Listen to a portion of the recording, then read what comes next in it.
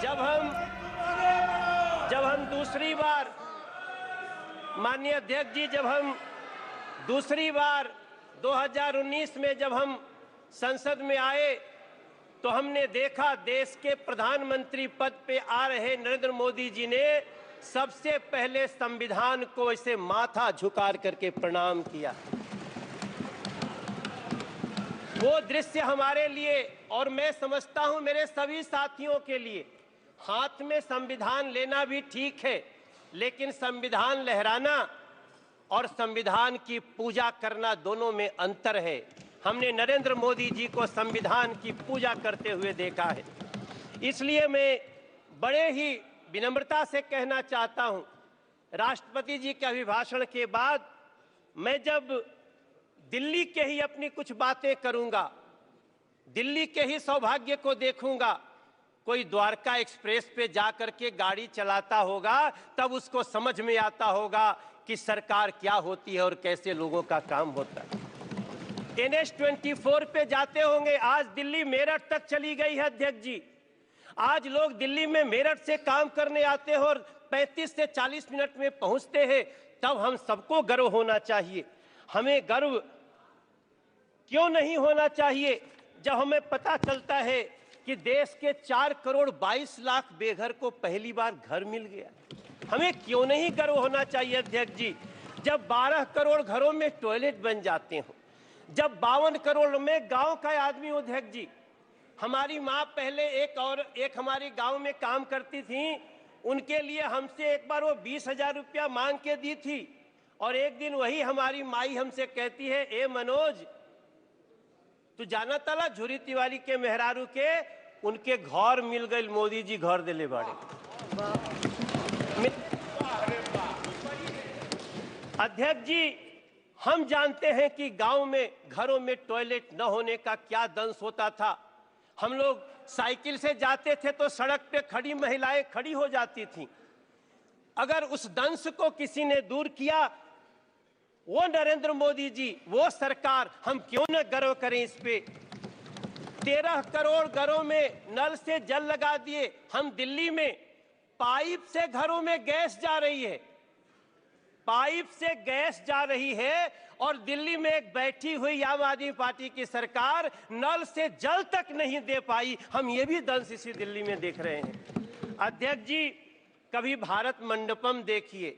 मेरे विपक्ष के भी साथी लोग, आप लोग जाइए, आप जब जाएंगे तो आपको गर्व होगा। आप कभी, हाँ दादा होता है, होगा। आप कभी यशो भूमि को देखिए, आप कभी बाबा साहब भीमराव अंबेडकर स्टडी सेंटर को देखिए। इसी दिल्ली में जिस बाबा साहब भीमराव अंबेडकर को अंतिम क्रिया के लिए 1 कट्ठा जमीन नहीं दिया गया, बुरा मत मानना, नाराज मत होना, उसी दिल्ली के हृदय में नरेंद्र मोदी जी ने 5 एकड़ में बाबा साहब का स्टडी सेंटर बना के दिया है। ये होता है सम्मान संविधान के प्रति और संविधान के बनाने वालों के प्रति। मुझे बहुत वेदना के साथ टीएमसी के एक हमारे सांसद, मेरे प्रिय साथी, आज आपने एक्ट्रेस के नाम पे क्या दिया? क्या एक महिला को आप देखो, बुरा मत मानना, हाथ जोड़ के, आपको ये बात इस तरह से महिलाओं का अपमान नहीं करना चाहिए। कल्याण दादा, नहीं, नहीं करना चाहिए। मैं आपसे प्रार्थना करता हूं, आप कोई एक्ट्रेस को सिर्फ देखने वाली वस्तु महिलाओं को न समझा जाए, हम आपसे प्रार्थना करते हैं। हमें गर्व इस बात का होना चाहिए। अध्यक्ष जी, माफी चाहता हूं। अध्यक्ष जी, मैं खत्म करूंगा। मुझे गर्व तब होना चाहिए जब इस दिल्ली में, अब इस देश में, नहीं, हम गुमराह नहीं कर रहे हैं। अगर आप दादा, कोई बात नहीं दादा, अब इस देश में दादा ऐसा नहीं करना चाहिए। देश के 70 साल के बुजुर्गों को अब वृद्धाश्रम भेजने की आवश्यकता नहीं। खत्म करना।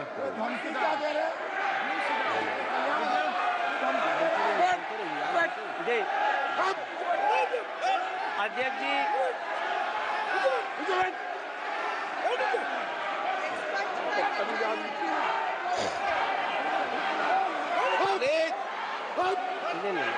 प्लीज अध्यक्ष जी, ओके प्लीज अध्यक्ष जी, प्लीज प्लीज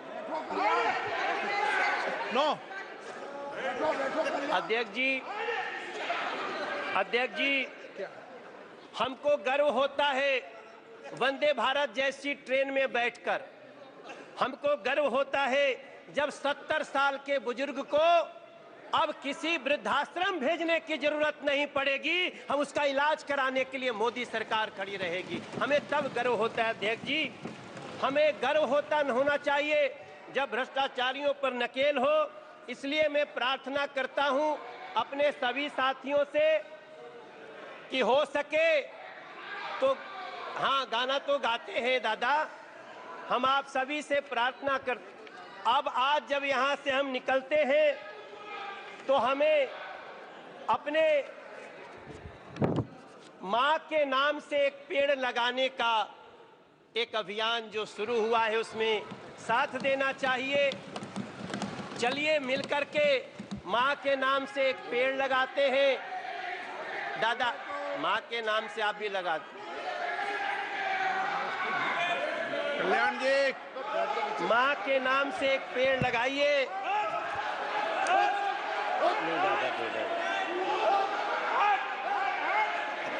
और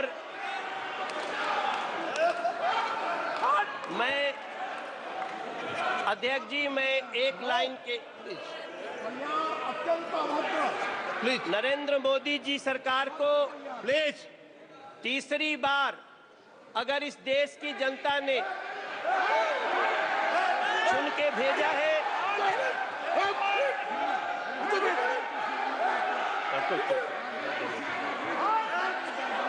अध्यक्ष जी,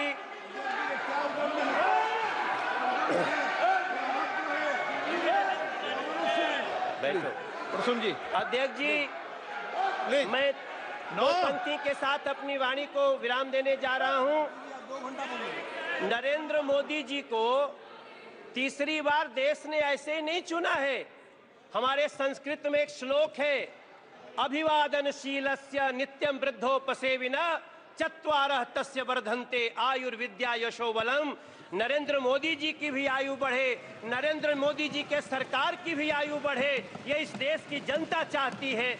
आपने हमें बोलने का मौका दिया। मैं राष्ट्रपति जी के अभिभाषण को बहुत ही उत्तम मानता हूं, बहुत समर्थन करता हूं। आपको धन्यवाद देता हूं।